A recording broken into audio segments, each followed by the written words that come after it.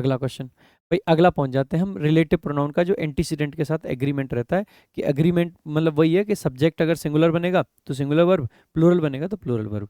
ठीक है, तो ये एक दो पॉइंट्स हैं इनमें जो स्पेशल होते हैं, उनको ध्यान रख लेंगे। जैसे रिलेटिव प्रोनाउन हु विच, एक तो ये वन ऑफ वाला पॉइंट मैं आपको बता चुका हूँ कि अगर वन ऑफ के साथ में प्लूरल नाउन आता है, यहाँ पे हु या दैट आता है, तो वर्ब आगे कैसी आएगी, प्लूरल वर्ब ही आएगी। वन ऑफ के बाद प्लूरल नाउन आता है, उसके बाद रिलेटिव प्रोनाउन प्लूरल वर्ब के साथ आएगा। जैसे he is one of the boys who are present, he is one of the singers who sing well, तो सिंग लिखेंगे। ठीक है, बस आपको एक केस ध्यान रखना है, अगर इस वन के पहले ओनली का यूज कर लिया जाए तो ऐसे केस में फिर रिलेटिव प्रोनाउन के बाद आने वाली वर्ब कैसी हो जाती है, सिंगुलर। तो ओनली आ गया है तो सिंगुलर हो जाएगी, ओनली नहीं है तो फिर प्लूरल रहेगी। जैसे देखेंगे, she is the only one of the singers, तो बेशक यहाँ पे सिंगर्स है लेकिन हु के बाद में सिंग्स लिखना पड़ेगा, ना कि सिंग। ठीक है, तो ध्यान रखें, रिलेटिव प्रोनाउन के पहले ही नाउन सर्च करो, फिर वर्ब डिसाइड करो। ठीक है, तो पहले वर्ब नाउन देखो कि किसके हिसाब से आया है, उसके हिसाब से वर्ब डिसाइड कर लो।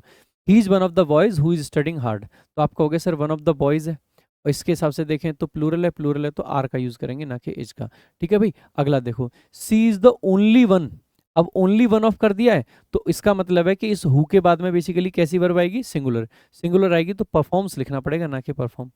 ठीक है, पीपल लाइक हिम, अब जैसे ही आप देखोगे हु आपका रिलेटिव प्रोनाउन है, अगर ये रिलेटिव प्रोनाउन है तो इसका एंटीसीडेंट हिम को बनाओगे सर या पीपल को बनाओगे, ये तो सोचना पड़ेगा। अब देखो कई लोग तो ऐसे कह देते हैं कि जो रिलेटिव प्रोनाउन के इमीडिएट पहले आपका शब्द होता है वही एंटीसीडेंट बनेगा, इसके हिसाब से तो हिम बन जाएगा।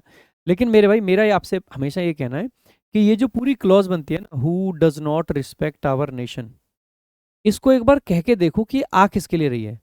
भाई ऐसे लोग, उसके जैसे लोग जो हमारे देश की रिस्पेक्ट नहीं करते, तो क्या सिर्फ वही नहीं करता है कि वो पीपल नहीं करते, आप कहोगे वो पीपल उसके जैसे हैं लेकिन जो देश की रिस्पेक्ट नहीं करते। तो ये वाली जो लाइन कही गई है ना, वो सिर्फ इस हिम के लिए नहीं कही गई है, वो किसके लिए कही गई है, आप कहोगे पीपल के लिए। तो इसका एंटीसीडेंट पीपल बनेगा, ना कि हिम। अगर हिम नहीं है पीपल है तो पीपल तो प्लोरल है, प्लोरल है तो यहाँ पर डज नॉट का नहीं, डू नॉट का यूज हमें करना है। तो who do not respect our nation should be punished. देखो, it is one of the books, अब बुक्स आ गया तो विच है, विच के बाद में इज का नहीं, किसका यूज करेंगे सर, आर का। Which are on the desk. देखो आगे, ये प्रीवियस ईयर क्वेश्चन से देख लेंगे। I saw a man, man के लिए तो हु का यूज करते हैं, बहुत सिंपल सी बात है भाई। Who was wearing a black coat, 2025 में पूछा गया क्वेश्चन है। अगला क्वेश्चन देखो, the manuscript was replete with obscure references, many of dash. अब देखो रेफरेंसेज हैं तो ऑब्वियस सी बात है कि यहाँ पे ये तो नॉन लिविंग थिंग है। आप देखोगे हुम तो लिविंग है, ठीक है, तो ये तो गलत हो जाएगा। ठीक है, ह्यूमन थिंग हो गई। अच्छा, मैनी ऑफ देम लिखूं, दोज लिखूं, पेफल्ड द व्यूअर्स। अब जैसे ही आप देखोगे ना, देखो आने को यहाँ पे देम और दोज भी आ सकता था, लेकिन ध्यान से देखो, मोनोस्क्रिप्ट सब्जेक्ट है, वॉज आपकी ये वॉज रिप्लीट आपका मतलब वर्ब और एडजेक्टिव आ जाएगा, विथ प्रपोजिशन है, और ऑब्सिक्योर रेफरेंसेस उसका ऑब्जेक्ट है।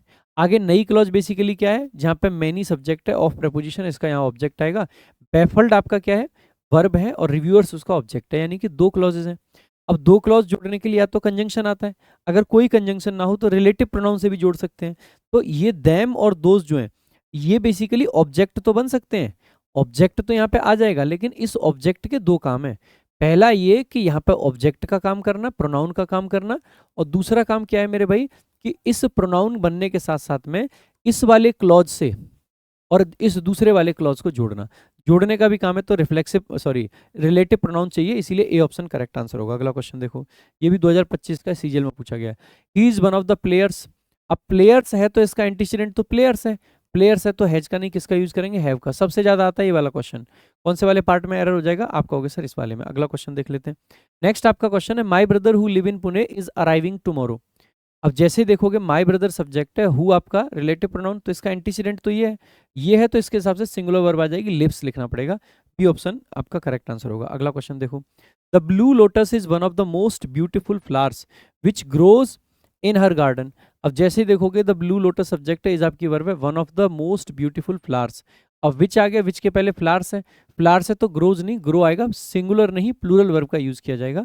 कौन से वाले पार्ट में एरर है, आप कहोगे सर सी वाले पार्ट में एरर है, ये CHSL का है।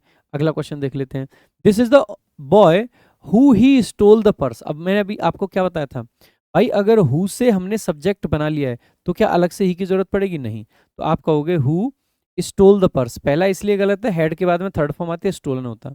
विच इसलिए गलत है क्योंकि नॉन लिविंग थिंग है। हुम इसलिए गलत है क्योंकि हमें सब्जेक्ट चाहिए। तो डी ऑप्शन आपका करेक्ट आंसर हो जाएगा। अगला क्वेश्चन देख लेते हैं। This is one of the boldest economic reform. सबसे पहले तो वन ऑफ के बाद आने वाला नाउन प्लूरल, एडजेक्टिव अगर आएगा तो सुपरलेटिव, और आर्टिकल द, तो नाउन को प्लूरल कर दिया रिफॉर्म्स। दैट का एंटीसीडेंट बेसिकली रिफॉर्म्स है, तो हैव आपका करेक्ट आंसर है। आप कहोगे सर कौन से वाले में पार्ट में आ रहा है? रिफॉर्म्स वाले में। तो ये 2019 का क्वेश्चन है। अगला क्वेश्चन। भाई मजा आया। अगर आप चाहते हो कि आप सारे 101 रूल्स देखें तो आप देख सकते हैं प्रशांत सोलंकी इंग्लिश यूट्यूब चैनल पर जाकर।